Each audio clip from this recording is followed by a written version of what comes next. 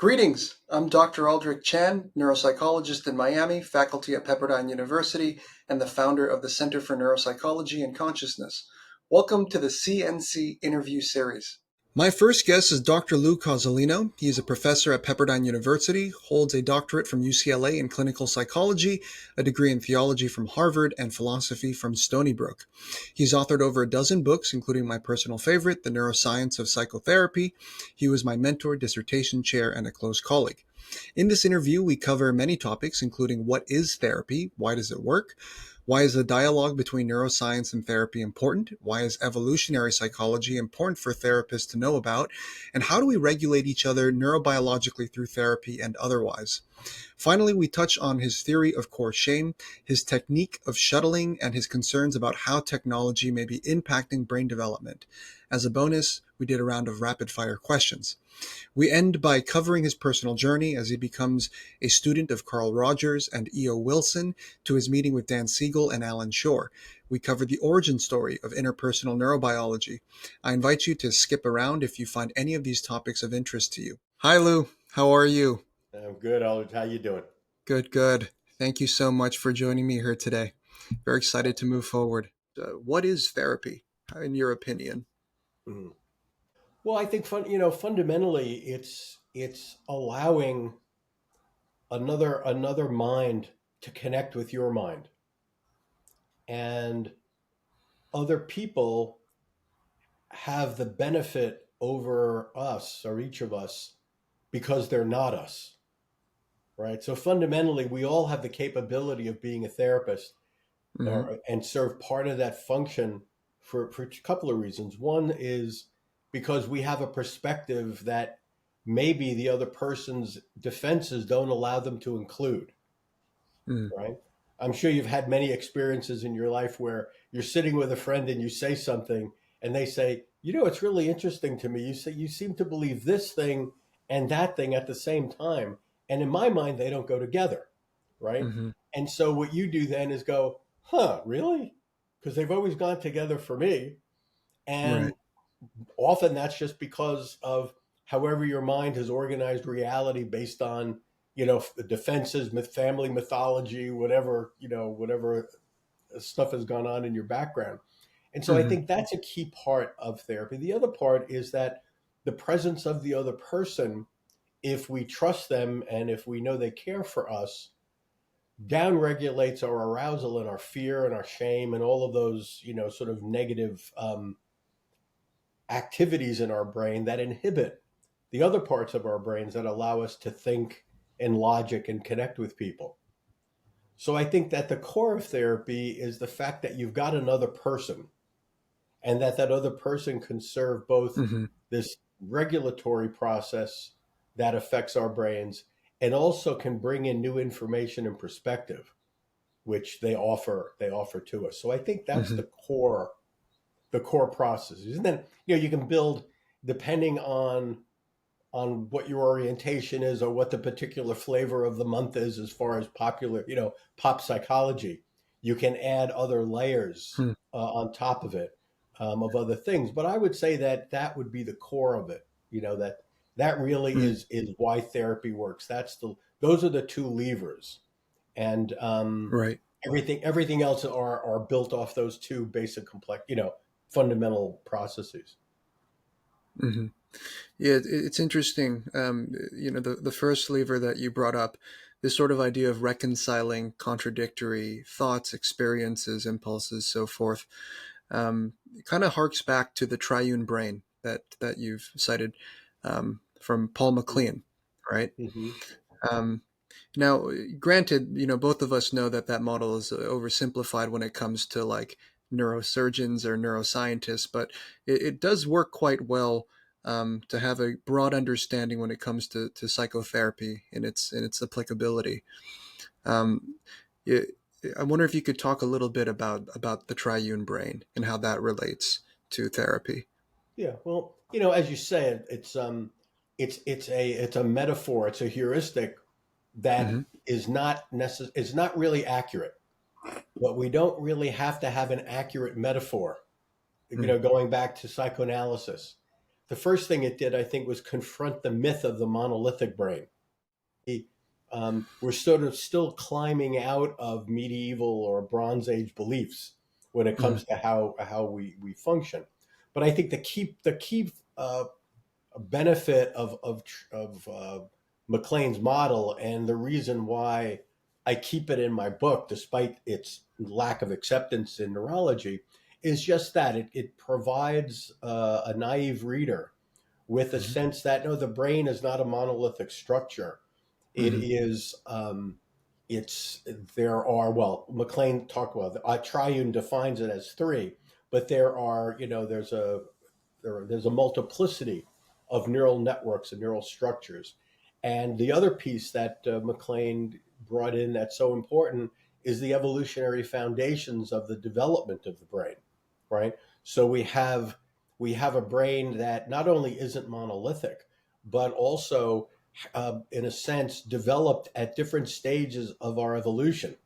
So some of our brain are is millions of years old. Some of our brain are, whatever, are maybe hundreds of thousands of years old, and some Mhm. of our brains are less than that, right? Mhm.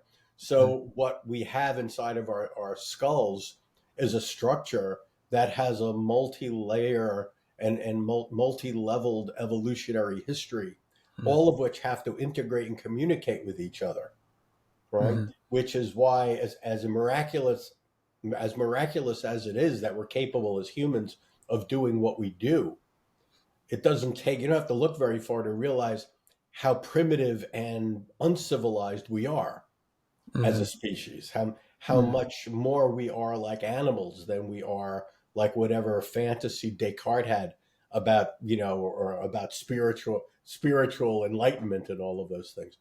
And Mhm. so I think those are the primary model. I mean, that's the benefit of the triune brain. And he divided Mhm. up into a brain that was sort of, you think in terms of reptilian or pre-mammalian that have to do with individual survival. And then the two other levels were, early mammalian, and then the most current development that introduce things like emotional labeling to physiological processes, and also the social aspects of functioning and how we Mhm. connect with one another and are able to think and self-regulate. Mhm. Does that kind It's of answer the interesting. question, Aldrich? Yeah, yeah. I think Okay. it's interesting in history how we end up really throwing out the baby with the bathwater when it comes to some of these older models, given the capacity for them to be productive in some form, as well as disregarding the contributions of any particular individual who's well contributed a great deal. I'm thinking of like Freud, right? Like lots of people, when they think of him, they think of all the negative aspects, but he really is one of the well, he was the one who brought up the importance of the unconscious itself. Mm-hmm. It's now used in daily lingo, right? People just throw it out here and there, forgetting the fact that he really brought that into our language system. And um, it's and so it's interesting how Paul MacLean and others have also contributed in that way.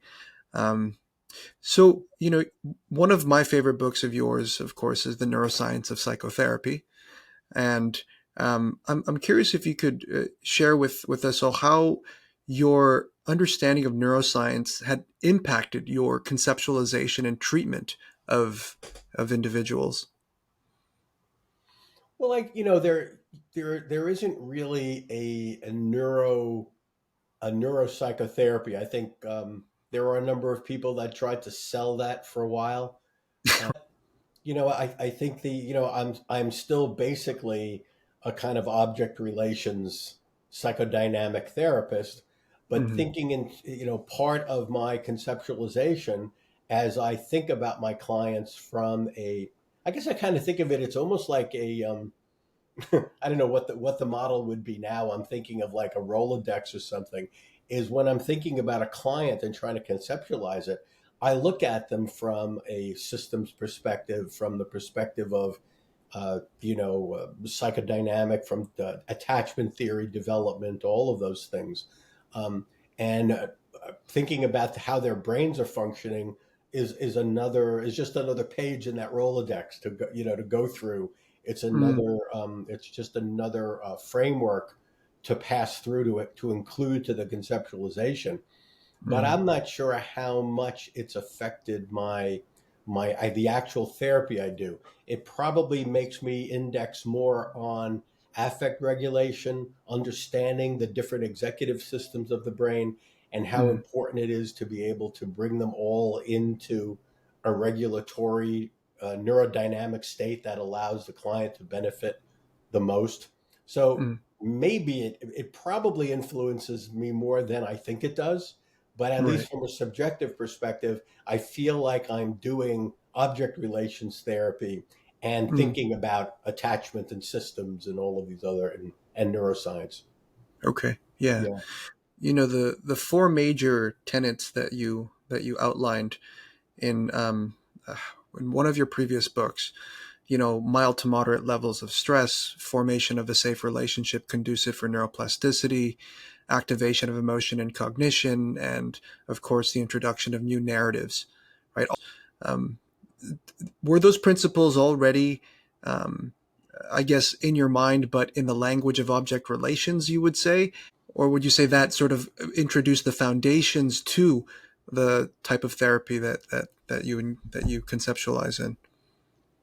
That's an interesting question. Yeah, I think that they were all there kind of implicitly. But when I forced, the exercise of writing the neuroscience of psychotherapy and going back through the different orientations that I had studied, Mm, I think forced me to take a conscious look at what was actually going on, because every orientation, I don't know if it's still this way now. You probably could. You're a better judge of this, but um, it used to be when I was in school, like the systems therapists couldn't tolerate the dynamic therapists. hmm, I remember my first year at Pepperdine, I gave a talk after having done research at UCLA about the genetics and the biochemistry of schizophrenia, and basically got shut down by a family systems therapist because schizophrenia was only caused by, disruptive family dynamics. And right. so to me, it was, Mm, and she wasn't even interested in hearing what I had to say. Right. right. So I don't know if Mm, it's still that way, but it seemed like humans devolve into being sort of members of cults. Like you need a sense of certainty, so yeah. you accept a certain orientation. Um, Hmm. and so I think that that exercise in those first few chapters of neuroscience and psychotherapy, thinking, sort of attempting to think objectively about these different frames of reference in therapy, really I forced myself. Well, what gets pulled out? Of course, it was in the framework of the neurology and the neuroscience research I was doing, so they were interacting there. But it seemed like, when you think about the principle of connective, a good therapeutic relationship, and moderate states of arousal. Rogers said that, Kohut said, that wasn't news. Mm, But I think putting it in this different framework, right? To me, I guess it had been more of a cliche before, right? Or mm, more of an anecdote. But in studying how the brain actually operates, it became clear that establishing a connection and helping someone regulate and allowing them to use your left hemisphere to regulate their left, in other words, making that connection that Alan Schore talks about so much. right. What that is, a physiological intervention, right? Like we Hmm. aren't separate. We can join and become one, or at least a like a binary system where the Hmm. stars gravity influence one another. We can do that, and Right. we evolved to do that, and that's woven into our biology. So that's at Hmm. a very foundational level. And Mm, thinking about the notion of mixing affect and cognition, that was a reflection of the fact that as I learned about more about the brain, I realized that the neural networks that are involved in these two fundamental functions are easily dissociable. You don't have to mm, have dissociation. All you have to do is talk to an accountant and an engineer on the one hand, or an actor or an actress on the other hand, right? And mhm. you realize, my God, these people are so indexed in one of these areas or other, and we all suffer from that, right? And Yeah. maybe the same person can suffer from indexing in different directions across different contexts. So that again, being able to articulate that was based on an understanding of neural networks. And the narrative thing is all about, how does our cortex consciously organize our ongoing experience? The Mm-hmm. majority of our experience is probably bottom up habit patterns. So Mm-hmm. there's Skinner's coming back, right? Right. But Mm-hmm. when we think about going to therapy and trying to change things, a psychodynamic therapist doesn't think about changing habits as much as we think about, well, how do you think about yourself and the world and your identity and what you want to achieve? And so how do you change habits based on your directing your life in a Mm-hmm. certain, and Skinner might just say, well, we've got to change the environmental contingencies so that people's habit patterns change. And if their habit patterns change, then their ideas about themselves will change. And he's Mm-hmm. right too, Mm-hmm. you Mm-hmm. know? Yeah, I think it's easy for people to get locked into a particular orientation or particular narrative, especially when there's so many multiplicity of different viewpoints Mm-hmm. for any given situation, right? Yeah. I think this is a nice transition point for you to perhaps introduce what you mean by the social synapse as well as sociostasis. Mm-hmm. Yeah, well, one of the things that slowly dawned on me that was, it may not be a revelation for others, but it was a revelation for me, is that there's a lot of conservation in evolution. And what I mean by conservation is there are conservation of structures. So, for example, we've got these primitive structures in our brain, like the amygdala, that are still heavily influencing us, but also Mhm. the conservation of strategies. In other words, if nature figures out a way that doing something works, um, it'll tend to repeat that pattern at higher levels of complexity.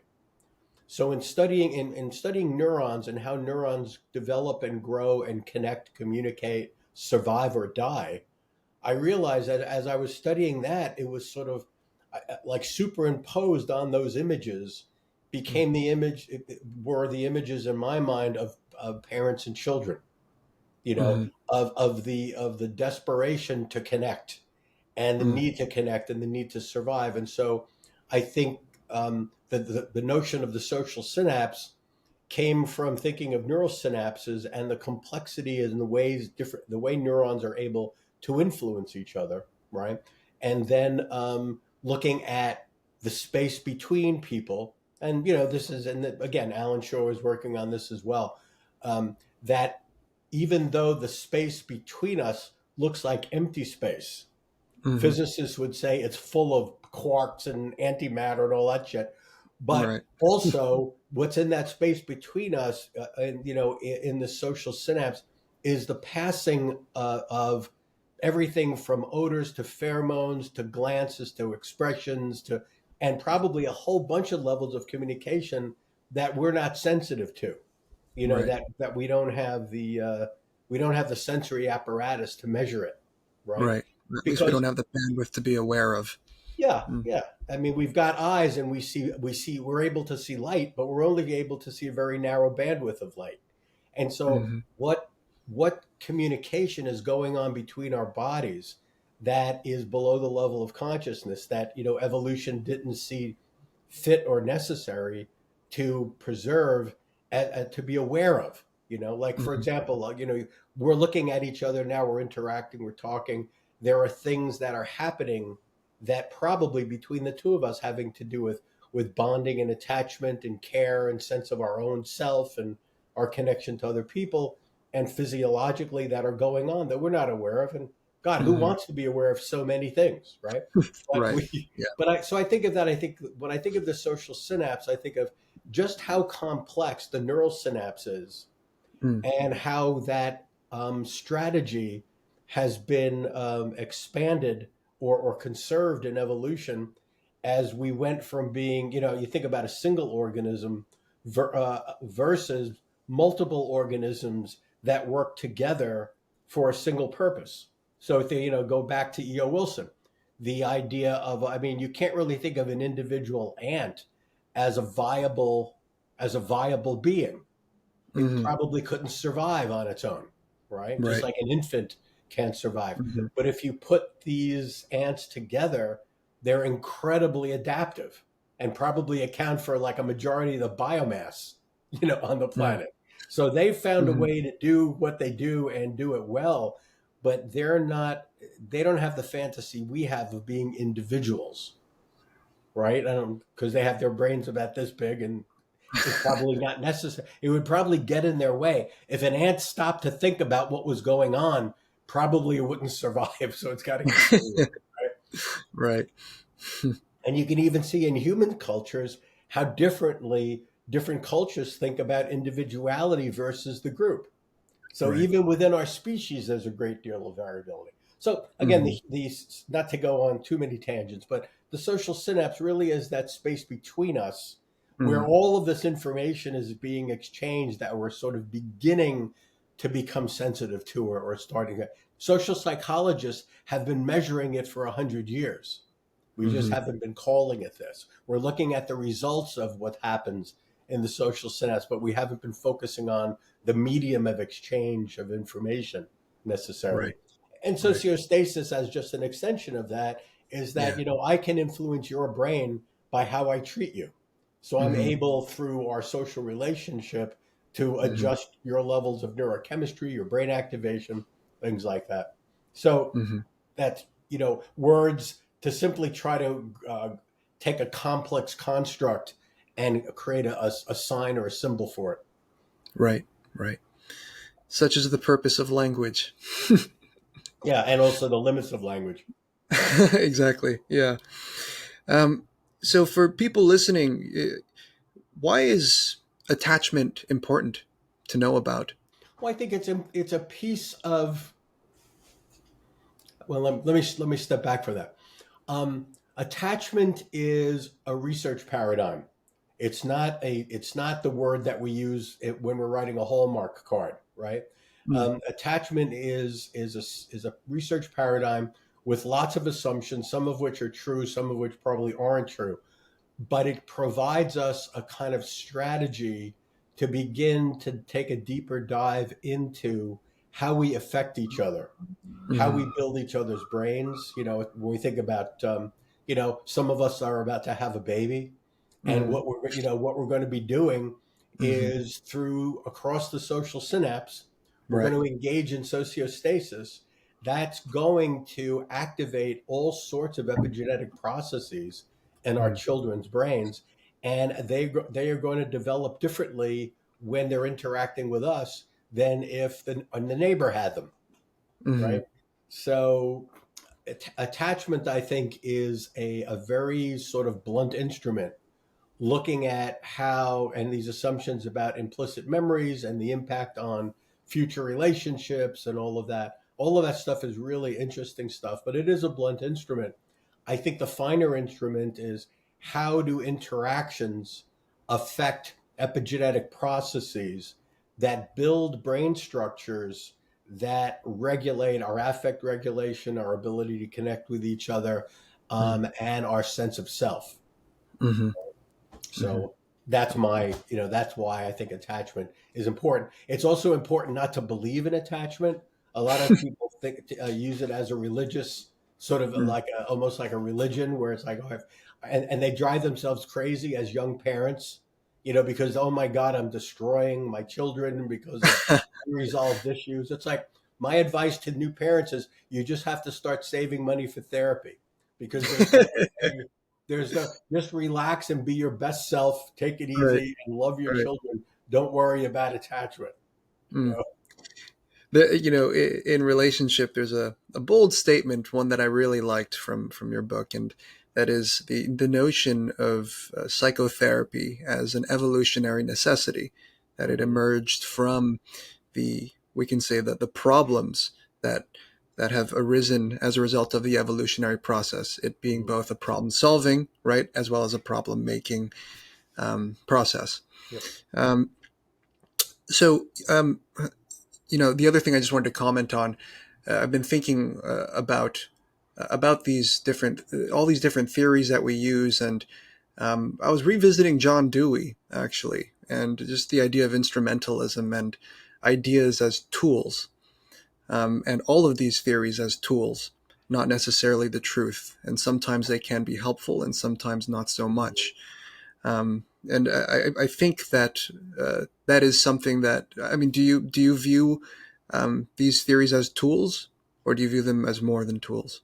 No, I agree with you. Um, Right.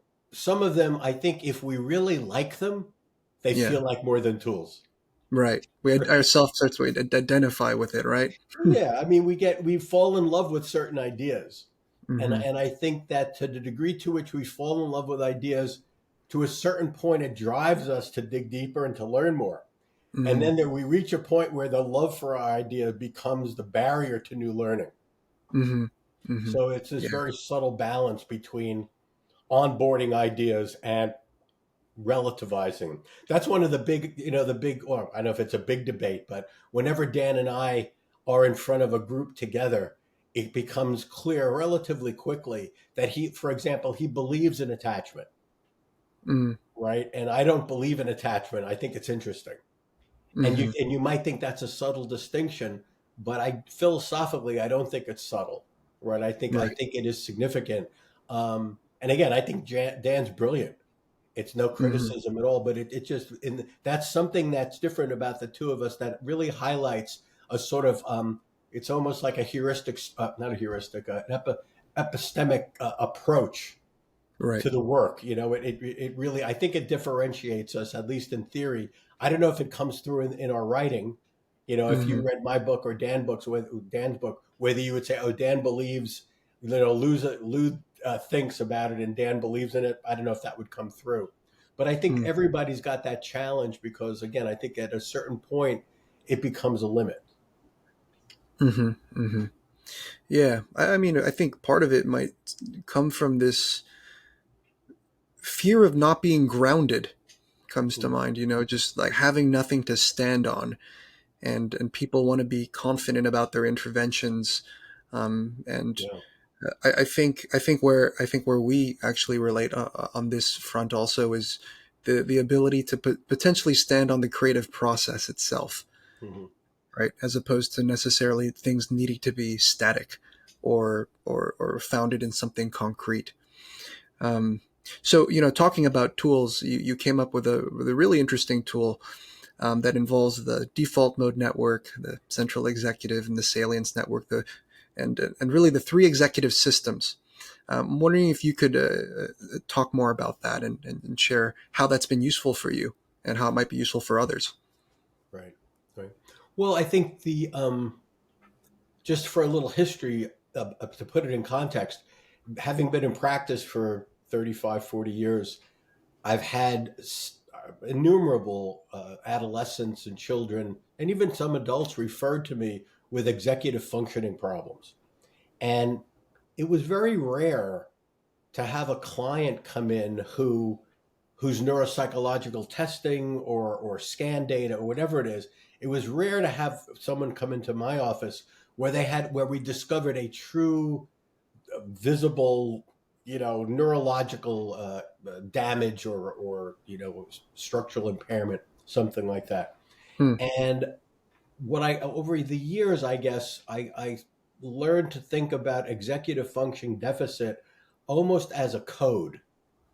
It was like it was kind of like borderline pathology. It used to mean that the doctor doesn't like you, you Hmm. know so it's like it became a shorthand. And so executive functioning deficits became, to me, more of a code, like, well, there's something going on in this kid's life or in their family or inside of them that is making it difficult for them to sit still in school, to focus, to concentrate, to learn. Generally, they would all be medicated with some kind of stimulant. I don't know how much of that is just LA or the world in general now, but they did do slightly better in school but they Hmm. never did well enough, and they never really were living up to what you thought that was their potential. So Hmm. I began to not really believe in executive functioning as it was being used clinically. Hmm. And simultaneously, I was doing corporate consulting and working with executives. And Hmm. so, in that context, executive functioning had the meaning of, well, is this person able to get the job done, Do they know their industry? Are they able to organize, inspire, and educate their people and have them move forward and get again, it's all pragmatic. Can the kid do well in school? Because if the kid's getting A's, uh, parents aren't going to bring him to therapy, right? With Mm-hmm. executive functioning deficit. And the same thing, no one's going to pay for an expensive coach to work with an executive if they're able to do all of those things. And so, what I learned in both across these two situations was that for the kids, it generally wasn't a cognitive issue. It wasn't like their intellect was faulty or they weren't able to think. So many of the kids that did horribly in school were incredibly sophisticated in how they were able to manipulate their parents to get what they want.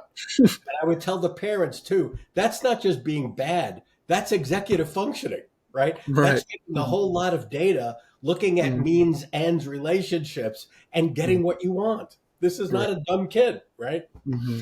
And in industry, it wasn't so much that it did. Everyone that I got to see knew their industry. I had nothing to teach them as far as whether they were in gas and oil or automotive or tech or whatever the hell it was. What I had to offer them really was, well, what's getting in their way of their functioning?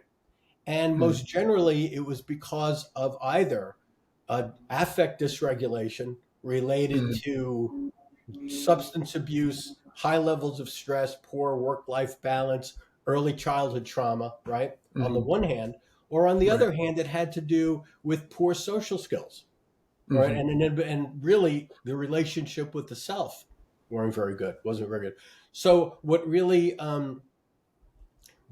those experiences and and even the work you did in your dissertation and the discussions that we had about the default mode network, Mm-hmm. I realized that everyone in neurology looks to the prefrontal cortex to explain executive functioning or the frontal Right. lobes, whatever.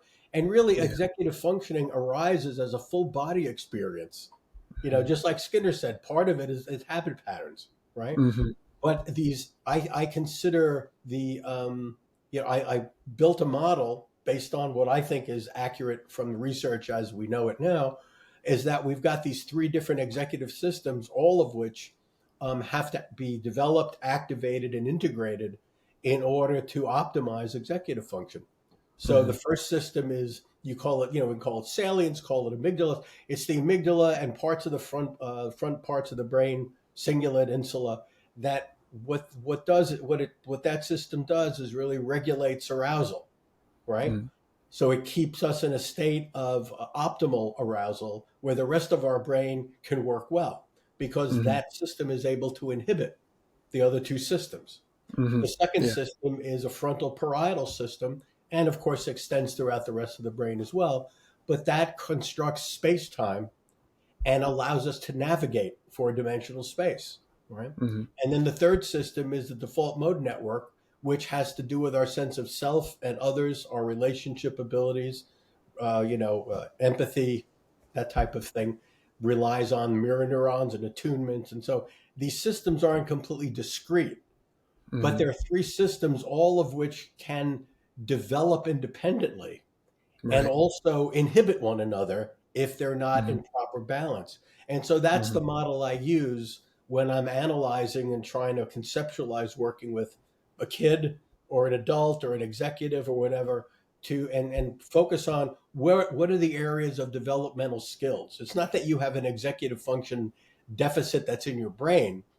It's that you've got something in your brain that's actually inhibiting your ability to do the things you need to be able to do in Right. order to manifest your executive functioning.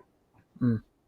So, I want to see if we can try something out here. So, if we were to zoom in, let's say, to a therapy session that you're having with a child with so called executive deficits, right?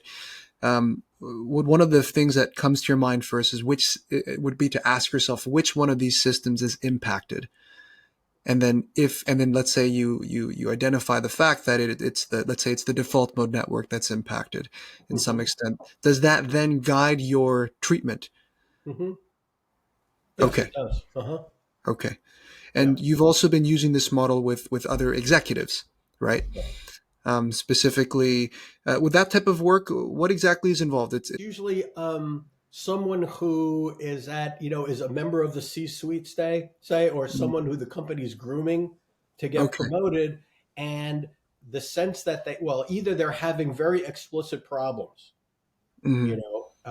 or, in the way they're relating to other people, in the way they're Mm. able to do their job, whatever it is, or they're very often, especially like in engineering, tech, and a bunch of industries, people are really good at doing analytic tasks. So they're Mm. very indexed in the second executive, say. The They're frontal very left parietas. hemisphere oriented. But Right. then, much to their chagrin, they get Mm. promoted, right? And they get promoted Yeah. to a level of incompetence.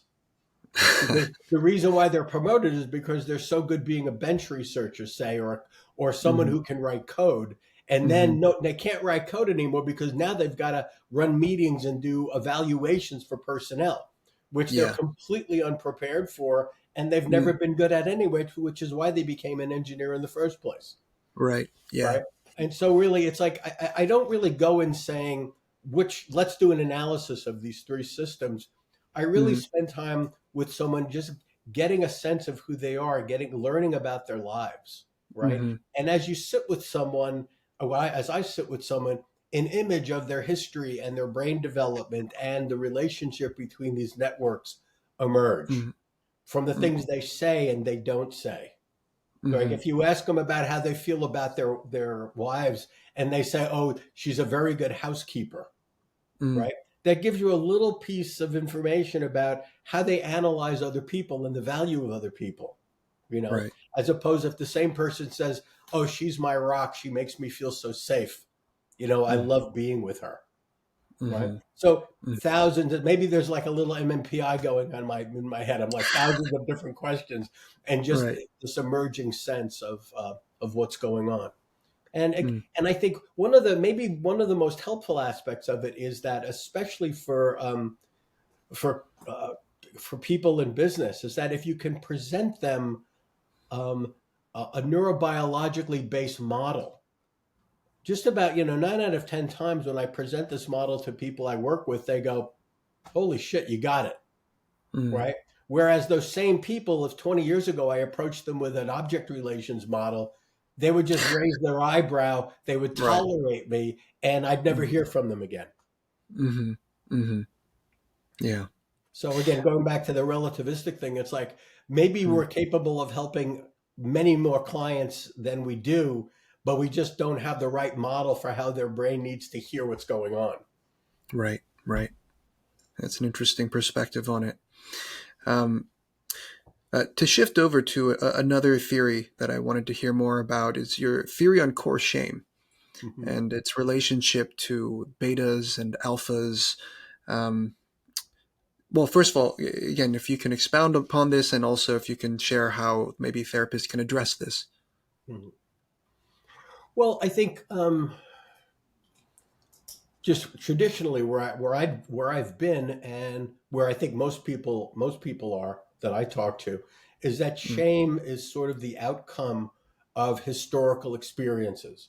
In other Mm. words, if someone has a really deep sense of shame, it's because of early trauma or abuse or disappointment or maybe authoritarian parenting, critical, neglectful parenting, whatever. And all of those things certainly do occur and are part of the picture.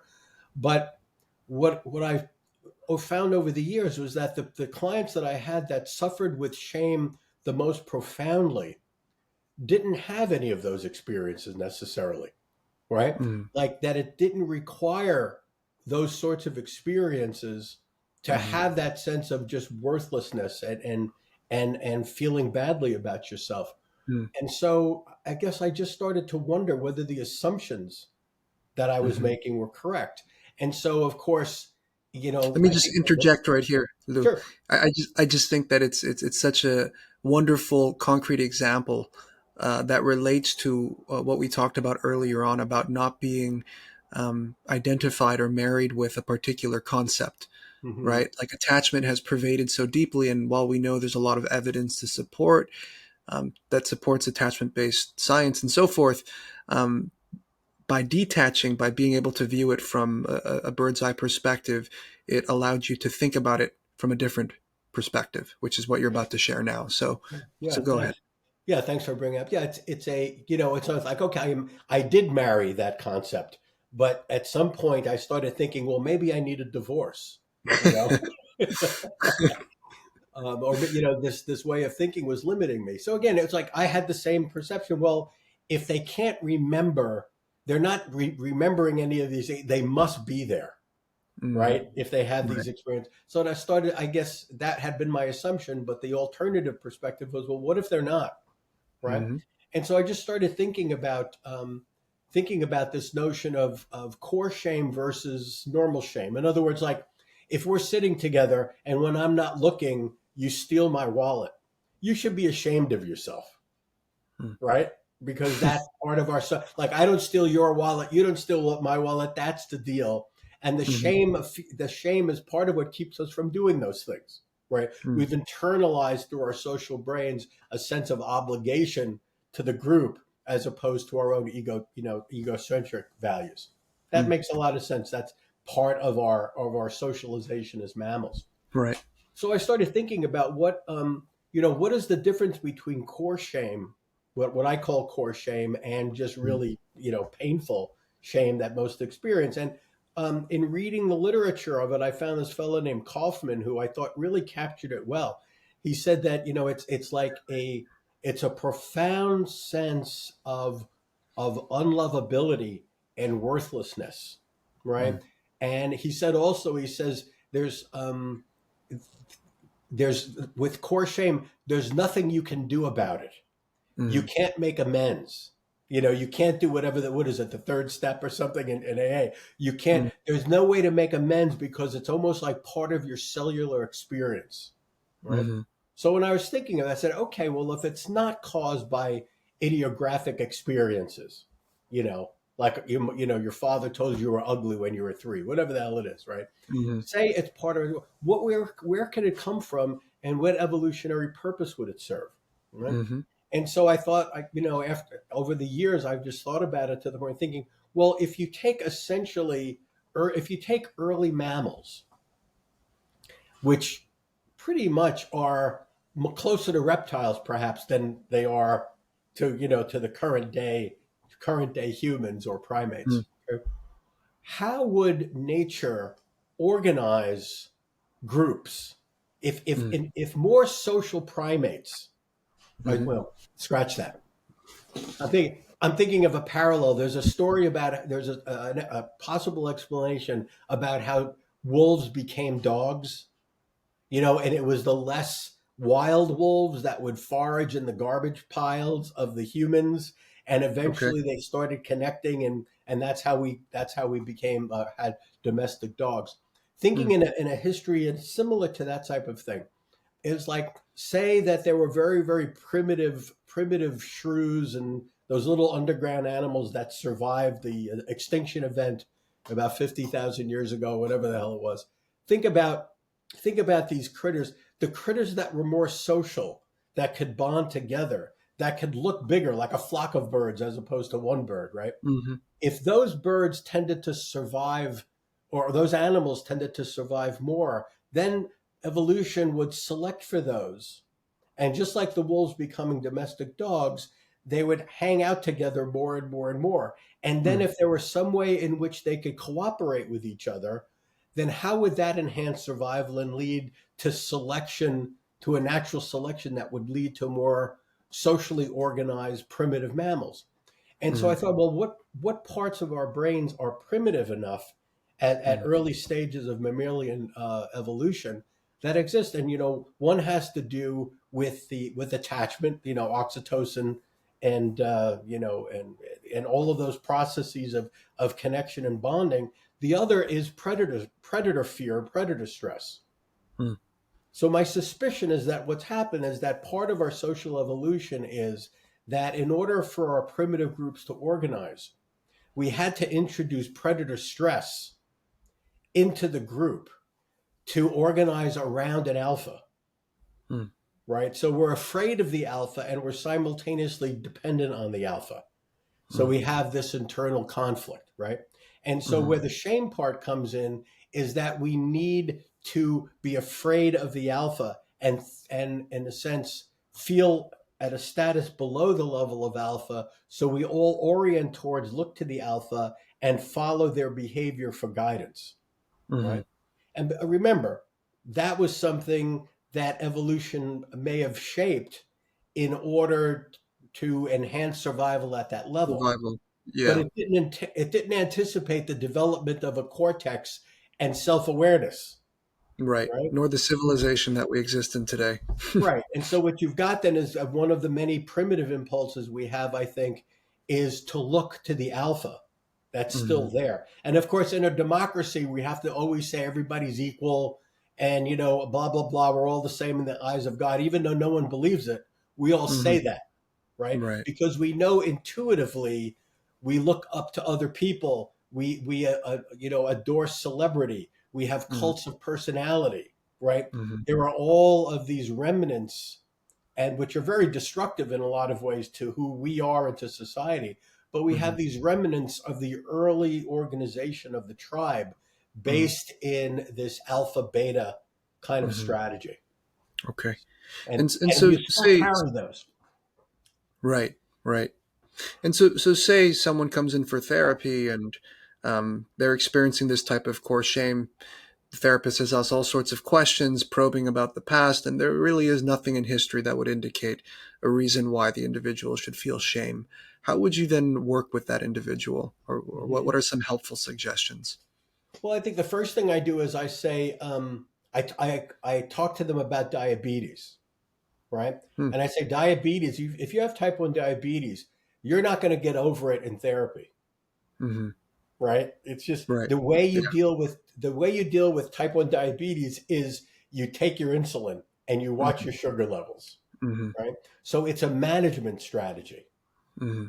So it's the same thing with this from my perspective. It's like this is not something that you're going to get rid of because you have more self-understanding, because it's not related to yourself, Mm-hmm. right?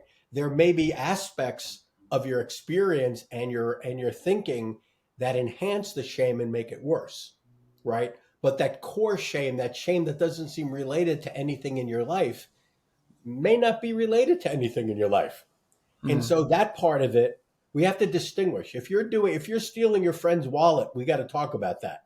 Right. Right. But if you feel worthless and unlovable, even though you're surrounded by people that care for you and you're successful, which is a big celebrity, working in Los Angeles for 40 years, one of the key Yeah. things about celebrities is no matter how much attention they get, they still feel worthless, Mm-hmm. right? That's the call, that's part of the drive to become seen by other people, right? Mm-hmm. But it's also a bottomless pit. There's no cure. There's never enough money. There's never enough fame. There's never enough um, whatever outward stuff to fill that hole. And in a sense, Mm-hmm. I would say to many people, that hole is an illusion. So we've got to learn Mm-hmm. to manage it like you have diabetes. And Mm-hmm. we all have it. And some of us have it worse than others. But we all Mm-hmm. know when I'm talking about these things, we all know it. Mm-hmm. You all know what happens when you get up in the middle of the night and it's dark, and you Mm-hmm. start wondering, my God, is it all going to fall apart tomorrow? Am I an imposter? Did it, like what's this? I fooled everybody. I'm going to end up alone and old with cats. All of that stuff, right? And if your life is going in that direction clearly, then yeah, there are things to work on externally. But a lot of people that are nowhere near that still suffer with Mm-hmm. those thoughts. And I think those things really don't bend to psychotherapy. Right. Sometimes people find Jesus, and if Mm-hmm. they find Jesus, and if they're able to turn all that stuff over to whatever religious set of beliefs they have, they say that they have relief from it. Mm. I don't necessarily believe it. I think Okay. it's sort of a semantic strategy, but maybe that's what their way of dealing with the diabetes. Right. Right. Okay. So the last thing I wanted to touch on in regards to some of these technical concepts is one that's more practical that I found very interesting, and that's the technique that you introduced called shuttling. Hmm. And do you still use this technique, by the way, or is this something that you came up with and you let go of, or it's just intuitive at this point? And could you share with the audience, what shuttling is? Yeah, no. I mean, the word comes from a former therapist of mine who talked about, when I started work with him, I was much more in my head than in my body. So he Mm, talked about shuttling, like, make sure periodically, when we're sitting together, that you remember that you're thinking and remind yourself to feel, right? mm, So it was just sort of it was sort of I don't know, like a technique to sort of balance an imbalanced system. mm, And so mm, I think over the years, as I did that for myself, I brought it into therapy. So I would, in a sense, when I'm sitting across from a client, I'm thinking, usually thinking pretty hard about what they're saying, but mm, also I'm constantly across the social synapse. I'm getting all sorts of information that is getting activated in my body, mm, or in the back of my mind. Like certain images will come to mind, certain feelings or whatever, and perhaps at the beginning, those things, when I started doing therapy, people would label those things as countertransference. But I started wondering, and also reading the intersubjective therapists who explored this in more detail, thinking, well, maybe this is information. Maybe I'm picking things up mm, that are outside. It's like thinking of myself as a radar dish. Maybe I'm mm, picking up things. So regularly I need to shuttle down mm, and sort of reflect on what it is what's going on in the back of my mind or my body, images coming, and sort of question that as potentially valuable information for mm, the work, right? mm, And then from there, I kind of expanded it to thinking in terms of, well, I'm sitting as the therapist across from the client. Well, what if I shuttle to the client? What if I transfer my consciousness over to where they're sitting and mm, imagine what it would be like to be them sitting across from me? And then going from there, what's going on in their mind? What's going on in their bodies, right? So I think mm, it's a kind of I don't know whether it's true or not, but I do believe that consciousness isn't necessarily located in our bodies. Like we can travel with it a little bit. right. And so I think, in meditation processes, it seems that I don't, whether it's all my imagination or not, I don't know, but it seems to be relevant and helpful. So Right. that's what I mean by shuttling. And I encourage my clients to do it as well, Hmm. Hmm. and like I saw a new client this week who I don't think has ever done it. I don't think they have an awareness that their body exists below their eyes, right? And so I suggested that they do it. They had no clue what I'm talking about. So if people have never really lived below their eyes or experienced anything or thought about their consciousness being anywhere else but in their thinking and their analysis, it's a slow process, and it's not always possible with people. Right. So, I guess I wanted us to touch on technology. I know that's something of mutual interest, and the direction that that therapy will be moving in, to address some of the challenges that individuals in earlier generations now face, considering the fact that technology such as the internet and the possibility for instant gratification and so forth can be organizing the way that well, changing the way that their brains organize information and set expectations and so forth. So I'm wondering if you could speak a little bit about uh, perhaps some of your concerns about technology and where we're moving in that direction. Let's say my major concern has to do with the effect of internet and social media on executive functioning Mm, and the shallow shallowness of depth of thinking. The monetization of the internet is about attention, right? yeah. That's what they deal in: Hmm. clicks, views, time online, and all of that. And in order to do that, you trigger people by showing them one, I don't know, pet video after another, one sexy girl falling down after another, whatever it is that's on your TikTok feed. And so what that does is it absorbs huge amounts of time, which is sad, right? But Hmm. also what it does is it creates if you can conceptualize attention as kind of both having, breadth and depth, Mm-hmm. it makes it more and more shallow, Yeah. and it reinforces our first executive system and the dopamine systems and all of that to flick from thing to thing. Mm-hmm. And the problem is that the more important things to learn in school and in life require diligent, sustained focus and attention, right? Mm-hmm. They also, another thing, the another illusion that the internet creates is that you don't need to remember everything because everything's available, Mm-hmm. right? You can always look it up. The problem is that when you're thinking, you need to be thinking about things that you know and remember, Mm-hmm. right? And so if you offload your memory to the cloud, then when you're left with when you're trying to think about something, you don't have anything to think with, or about. Right. So Oliver Sacks said that famously before he died. Mm-hmm. It was in a meeting where one of the doctors said, "Oh, my daughter doesn't have to learn this, that, or history and this and that anymore because it's all available to her." And his question was, "Well, then what does she think about? Mm-hmm.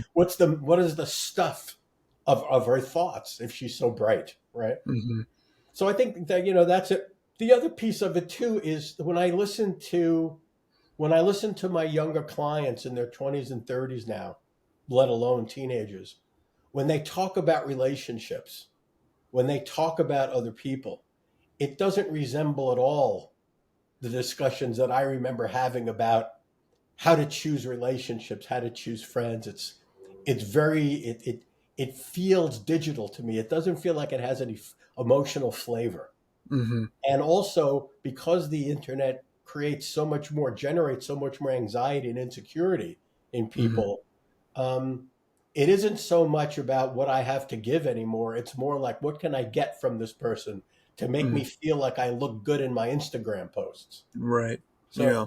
personally, other than, I mean, it's nice for me. I don't have to go to the library anymore with a card and spend a dime for every Xerox page when I'm doing research.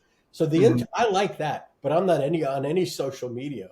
And I Mm-hmm. know that whenever whatever the videos, if there's a video where there's a person disguised as a bush that scares somebody walking by, I find that incredibly attractive and interesting. I really want to see bush people scaring folks. And so I'll get trapped watching this bush person scare people for like a half an hour sometimes. And I love it. So it's not like I'm looking down. I'm not saying I'm above it. I'm saying it's like, holy shit, I really want to see what the bush guy's going to do. And I love watching puppies and kittens play with each other. You know? Right. Right. So it's like being a drunk and working in a liquor store. It's very hard. Right. Yeah. Yeah. Got some clips to send over to you then. Those scary videos are so funny. Yeah, I I agree love with them. you. Yeah. I Yeah. love them. Um, okay. So we're near the end. I wanted to do a round of rapid fire questions if you're up for it. Yeah. It's like NPR. NPR. Here we go. Okay, Okay. let You me have a ready? drink first. Yeah. Yeah. I don't have that many. I was going Okay, to come up go. with more, but yeah. All right. Name a book you love. That's like a log jam. Everything comes to the front of my mind. Why? Um, That's why I said a book, not your favorite. Just name that's a right. book. I would Les Miserables. Okay. Name a source of inspiration. Oh God, my friend Dell, who's a doctor at Duke, who works with infants and adopted a child and raised a beautiful son. Hmm. What did you want to be when you were a kid? Astronaut. Hmm. What's your favorite car? Again, they all run forward to the front of my mind. A Porsche Turbo. Okay. Um, what's your favorite color? Probably blue. What comes first, matter, mind, or both? Or both. Or something Probably else? matter. Okay. Do you believe in God? No. That would make you an atheist. Hey, watch your mouth. That's all I got for the rapid fires. I was just curious about Okay, those good. questions. Um, I just wanted to end by, asking really at this point, what are you working on now? And if you had any, final words for anyone that may be watching this. Well, I'm working on a book, like I said, on trying to articulate these ideas about executive functioning and making them sort of practical for. I guess I'm thinking about clinicians that were in the position I'm in and getting these referrals and going, "What the hell's going on here?" Right. So I think that, and providing them with a model and a way of thinking about it. So I'm working on that. I'm enrolled in a motorcycle training course, so I'm going to get back Hmm. on a motorcycle after lots of years and have that pleasure again. And as far as I've got a son who's 17. We're dealing with that notion of going off to college, which is emotionally painful and also very challenging to then helping him navigate. Wow, And 17 already. yep, I think when I saw Sam, he was, well, how old? Was he like 12, maybe, I guess, or 11? I guess it makes sense. I Wow, know, I know. When you every year you get to a certain age, every 10 minutes is breakfast. Right? yeah. Time just really speeds up. Wait till you see how soon you're going to be looking for colleges for your kid. Right, right. Yeah. And as far as the my I think the best advice I can give, or at least the thing that comes to mind, is um, try to avoid social comparison.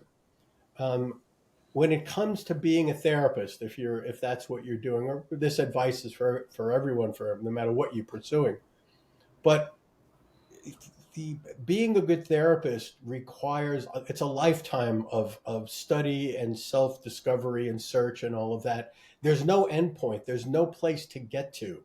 It's Mm, all process, it's all um, you know humans are like onions with infinite levels or layers. We keep peeling and we keep finding new things. We're never done with therapy, we're never done with learning.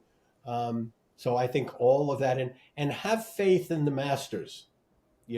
Just because Freud had a coke habit and was part of a misogynist culture doesn't mean he was stupid. Right. mhm, Don't throw out the centuries and millennia of learning, and replace it with whatever new thing someone's trying to sell you online.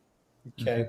um, it's easier to not learn what's important, but there's no way to avoid it. It'll Learning the idea of the day or the month will make you look superficially deep, but it'll make you deeply superficial. That's it for me. Thank you. Yeah, thank you so much, Lou, for agreeing to do this interview. You're Really welcome. I appreciate hope all the hope it's of some value to someone. Absolutely. We can start off at the beginning. I was curious if you could share a little bit about your childhood and how did you become aware of your desire to pursue the path of becoming a psychologist? Oh yeah, that happened a lot later than my childhood. I think I was when I went to when I only the only reason I went to college was because I was trying to avoid the draft, Mm, and so I always assumed that I'd be a musician. So I was playing I played drums. I was playing in a band, and um, realized that my draft number was coming up, and the mm, last thing I wanted to do was go to Vietnam, and the second to last thing I wanted to do was have to move to Canada because I prefer the warm weather. So so I applied to one college, and even with my grades, got in, which was quite amazing. I think it had mm. something to do with my grandfather talking to the priest that ran the college. But anyway, I got into school, and once I got to college, I really loved it, and it didn't take me long to realize that I was at too small a school. So then I went to I went to a place called Stony Brook in New York. It's a state school, and discovered the philosophy department, which Mm, primarily had been transplanted from the University of Chicago. So where there were mm, all these sort of classic scholars, and just loved it and took off. And also there were a number of professors at Stony Brook who had studied Eastern religion. So I mm, was studying sort of half and half Eastern religion or Eastern philosophy, really, and Western philosophy. And it was only, I think, years later, because I've been studying Sanskrit and of various things, and kind of realized that there were only a few people in the country who understood or knew about what I was studying. And I thought, Mm. I probably need a broader base to make a living. So that's when I decided to shift to psychology. And the early psychology I read were, people like Fritz Perls and Mm. other sort of existential psychologists and therapists. And I realized, there's a real strong bridge between what I've been studying in Eastern and Western philosophy and these sort of existential psychotherapies. Never really cottoned to behaviorism or these sort of very mechanistic things. But Yeah. fortunately, when I was training, there were plenty of options to avoid behaviorism and Hmm. study what I wanted to study. So that's kind of the beginning for me. Even thinking about being a psychologist happened at the end of college for me, and I Hmm. didn't have any courses in psychology, so I ended up doing a master's in religion and Hmm. taking also a simultaneous undergraduate sort of level psychology classes, so I could qualify Right. to get into a PhD program. Okay. Yeah, and so you have degrees in theology, in clinical psychology. Um, what was that other one you had? Philosophy. Uh, and philosophy. Yeah, yeah. And what was the timeline and narrative behind choosing each degree? Well, I mean, I know that most people I speak to who do it rationally, they figure they choose a career and then they get educated based on being having taking steps towards their career. I don't think I ever even thought about having a career. For me, it was more what I was looking for truth, which isn't Mm, very profitable, but that's what guided me, mm, through things, and that's why I took a psychology class and I dropped out almost immediately because it seemed so superficial and ridiculous. Um, mm. the only other thing that really turned me on was physics, but I wasn't smart enough. I just couldn't wrap my head around the physics. So, but I found it very interesting if someone would explain it to me. And yeah, so it was more that just following what I thought had the greatest likelihood to answer the questions that I had about the meaning of life and my existence and what's consciousness and reality, those sorts of things. You might have similar interest, Aldrich. Yeah, of course. That's why we connected. Uh-huh. Yeah. Um, how would you define truth nowadays? Oh God, it really uh, not wanting to Do sound you like a believe there is college a prep. truth? Excuse me. Do you believe there is a single truth, or are you more of a relativist? What's your stance on that? Yeah, I don't know. The semantics usually trip me up. I mean, I think that you know, if there is absolute truth, I'm not sure we're capable of knowing it. But Mm. truth seems to be contextual. In other words, there is a truth. God, I sound like a university president who's about to resign when I'd say it's contextual. But that's kind of what I think as far as reality is concerned. The more now I don't study physics seriously, more as a dilettante. But it seems like it's clearer and clearer, at least in physics, that our notions of reality are just constructions that emerge from the way our brains have been organized to adapt to our environment. Hmm. So it's hard to. I guess I think of people sort of like ants crawling across a keyboard of a computer trying to understand how the CPU is organized. So my I have very humble beliefs in my ability to figure any of this stuff out. Hmm. Hmm. That certainly seems to be the case with all these studies of consciousness and attempts of understanding what the foundations of reality actually are.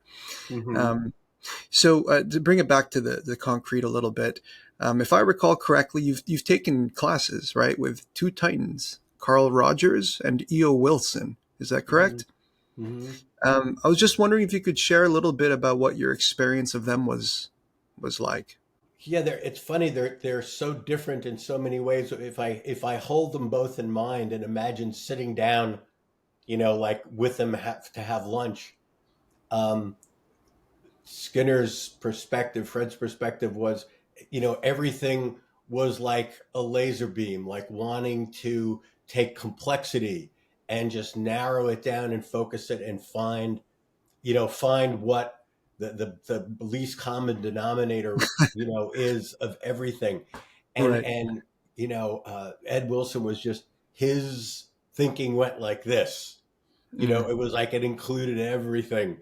And I see. so, like it almost seems like if I imagine them coming close to each other, it would be like matter and antimatter meeting, you know. But fortunately they weren't in the same building at Harvard, so they kept their distance most of the Right. time. But yeah, they're both. I mean, certainly, I think Wilson's thinking has had far more influence on my work than Skinner's has. However, I think Skinner's thinking and his methodologies and strategies are always there in the background of my mind, trying to figure out, am I fooling myself? Because he was born of psychoanalysis in a sense, Mm, trying to get through all of the creative fiction that Freud created to try to explain mental processes. So mhm, radical behaviorism was a reaction to that. And at least in our modern world, we're not bombarded with psychoanalytic thinking anymore, but we are mhm, bombarded with all sorts of complex belief systems, um, most of which are just absurd. So our job as thinkers now is constantly putting all the ideas that are sent to us on a tray, and we're saying, mhm, let me think about this. What's the source? What's the motive? What are the assumptions? And mhm. very few things get beyond the tray into my mind. Yeah, it is interesting how all these fields emerge in reaction to each other. Mm-hmm. When it comes to Carl Rogers, I think I was watching another a clip of yours, and you were talking about how you were a little frustrated being in class with him, and it took you a while before you realized what he was actually doing. Yeah. Could you share a little more about that? Yeah, well, again, it's sort of a good segue from the whole notion of reaction. Before Rogers, I think I was very new in the field in psychology, taking psychology classes. When Hmm. I was at Stony Brook for studying philosophy, the department was essentially behaviorist. So I would Hmm. start at class. I usually last a week in a class before I drop it. Just being very disappointed with the level of discourse. Um, but I think the psychology that I learned first really was a sort of a spin-off of the 1960s sort of self help growth human potential movement. So I was Hmm. I was one of those. I was very sort of a militant narcissist that everybody should benefit from these sorts of confrontative retreat week shops where you beat each other up and tear down your defenses and come to truth that way. And I was, Hmm. in my defense, I was 20 or 9, whatever it was, and so very susceptible to that. I was looking for truth and they told me they had it, so I was hungry and wasn't able to discern well enough at the time. So anyway, that's where I was coming from, and sitting in a class with Rogers, listening to him talk. I mean, he sounded like an old priest, Hmm. who had been beaten down by life and didn't have any energy anymore. But it was interesting. It was interesting to me, though, that my reaction to him wasn't really top down. After a while, it started to be bottom up. I could feel what I was getting from him and what other people were getting from him. And I think it was sort of a tipping point for me realizing that um, the information in my body flows both in both directions, and that you have to honor both and integrate them if you're going to, find something that's right for you. So that was a Hmm. very important, it was a real turning point for me. It was running into a sort of a solid wall of like a mirror holding my own narcissistic defenses and the manifestations of those things in my Hmm. face. And it took, you know, many, like kind of like martial arts, you get a black belt and then you have to study for 20 years to learn the craft. It was the same Right. thing. I mean, that to me, that was at some level kind of getting a black belt. And then it took me 20 years of therapy to figure out what happened. Hmm. I see. Yeah. It kind of reminds me, actually. I won't name anyone, but there was an existential professor at Pepperdine. I guess that narrows it down quite a bit, but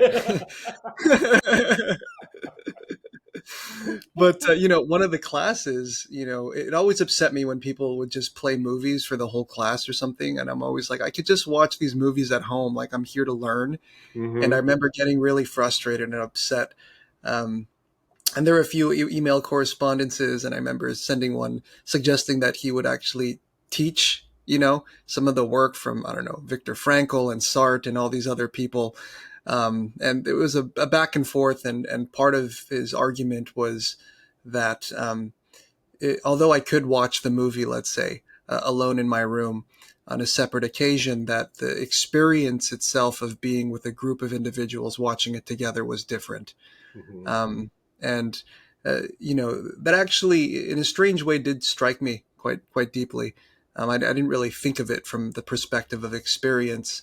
I was thinking more of it from intellectual, gain for being in school. Hmm. Nonetheless, I still think movies should be limited, we could say. Well, it depends how Um, good the professor is at lecturing. right. I That's much true. I That's much true rather also. watch a video of Carl Rogers than a lecture from a bad professor. Fair enough. Fair enough. Yeah. Yeah. And as a fun fact for me, at least, when I was visiting Boston, we emailed a little bit, and you mentioned that you were actually staying in the dorm of was it George Santayana? And for those listening, he was a philosopher who was in conversation and colleagues with William James and Charles. What was it like being there, and did that um, motivate you to read some of his work? And what are your thoughts of the pragmatists? And I'm just kind of curious overall. I think it was more. I mean, I had plenty on my plate to study, so Mm, I didn't. I don't think it affected me in the way. I mean, I read the existentialists. I read, William Ellery Channing and Emerson and those folks because if I looked out my door of my dorm room, I was looking into the chapel where Emerson gave his, the Divinity School address that was so mm, influential.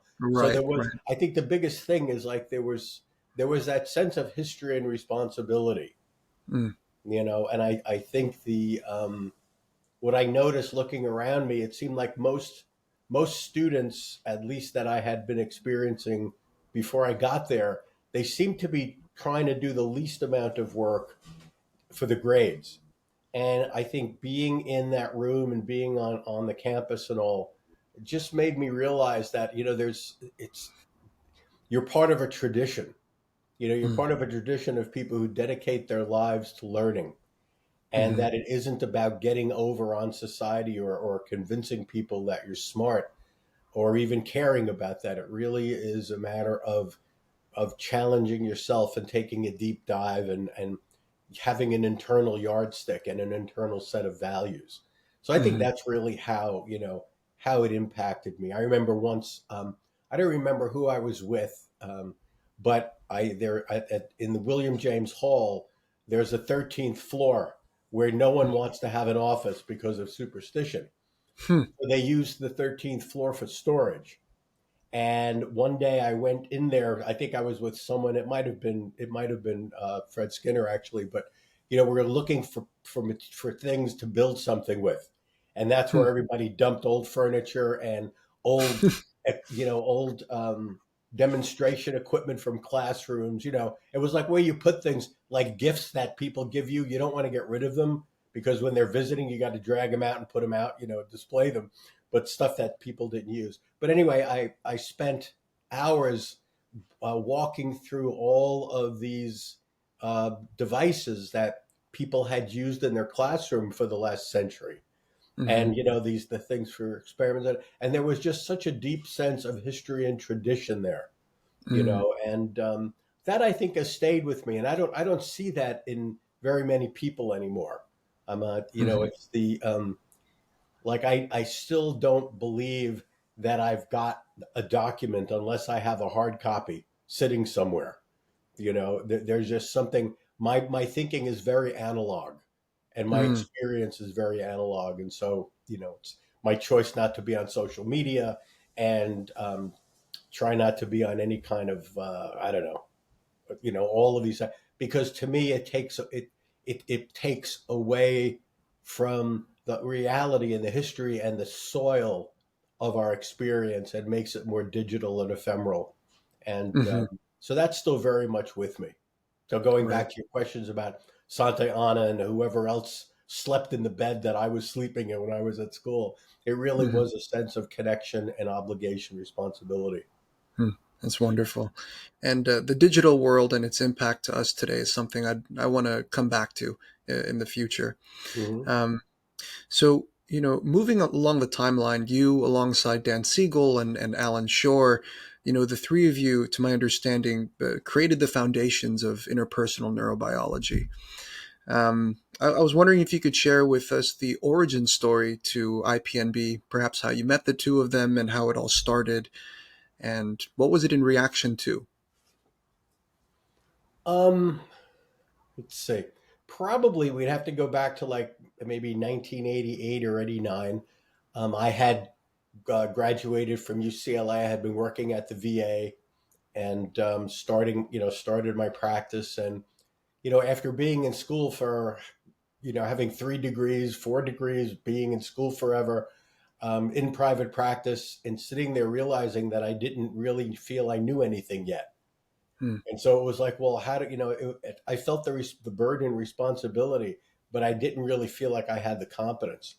So I was, considering just going back and doing something else Hmm. after all those years, something concrete that I had confidence in. My family had always been in building, and I did some building when I got out of high school, and knew I could do it. It was depressing for me because it wasn't really that fulfilling, but it Hmm. felt more honest. At least I knew how to do that. I wasn't sure I knew what therapy was about. So I was feeling, kind of despondent and lost, and so I called a supervisor who was a psychiatrist at the VA, and I told him. He says, "Well, you sound depressed, so I give you some medication. Also, you might as well call this other kid. He just graduated from medical school, and he's just as depressed as you are. So why don't you get together and have lunch? And misery loves company. So why don't you guys work it out, right?" Says, "I'm busy. Leave me alone." So that was Dan, and Dan had just graduated from, I guess, his residency at UCLA, and he was, I think, focusing on child psychiatry at the time. Hmm. So I called him, and Dan, he's sort of incredibly open and available, and so yeah, we got together. I think a few days later, and I don't know if you'd want to call it a love story, but or maybe it's just like the prisoners on the boat like bond closely or whatever, because they both feel the same feelings about the life that they've created for themselves. But Right.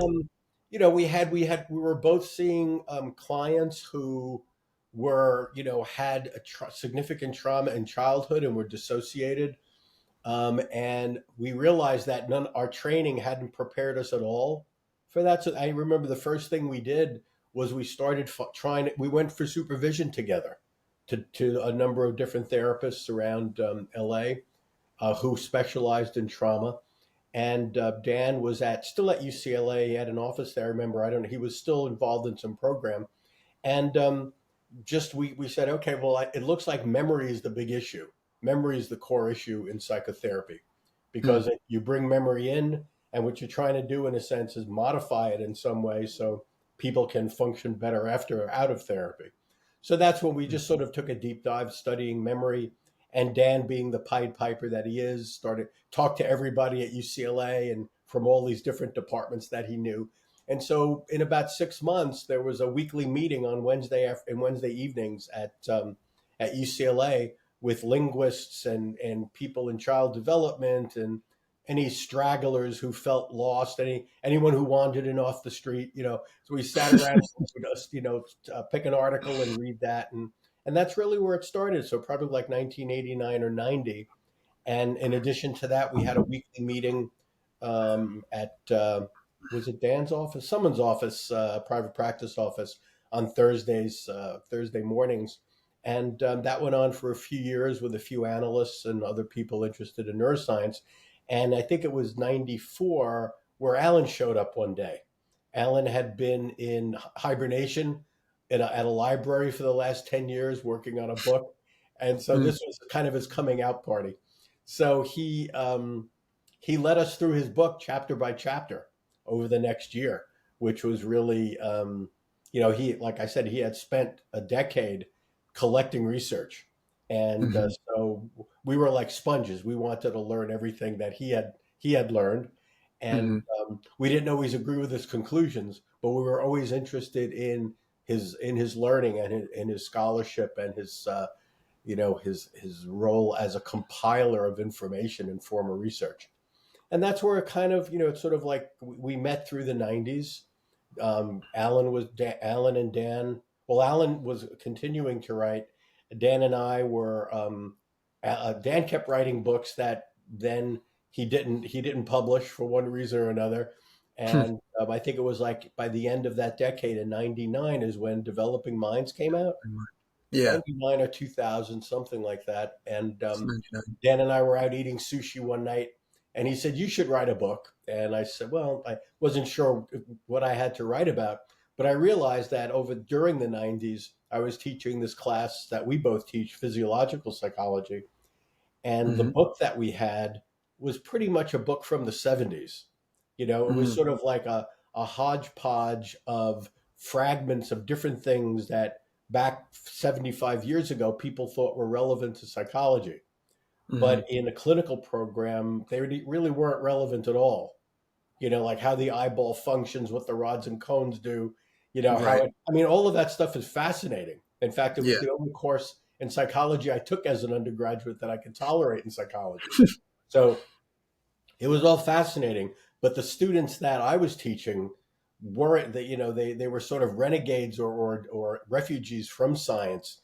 And they were just sort of the touchy feely therapy types.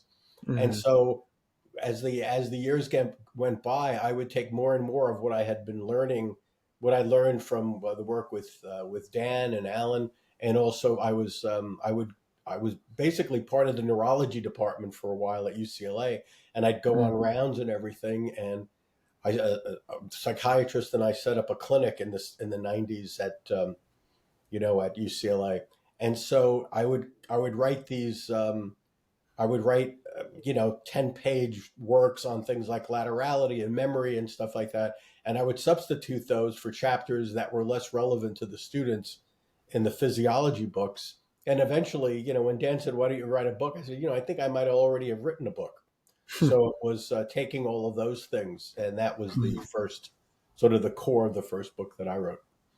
Okay, excellent. And up to this point, you've written over a dozen books, right? Including like updates and such. Yeah, I don't Um, know, but about that, yeah. I about would that, think probably more about that point because I've been saying that for a few years as I've been writing other books. So it's probably more than a dozen, but that's a nice round number. right?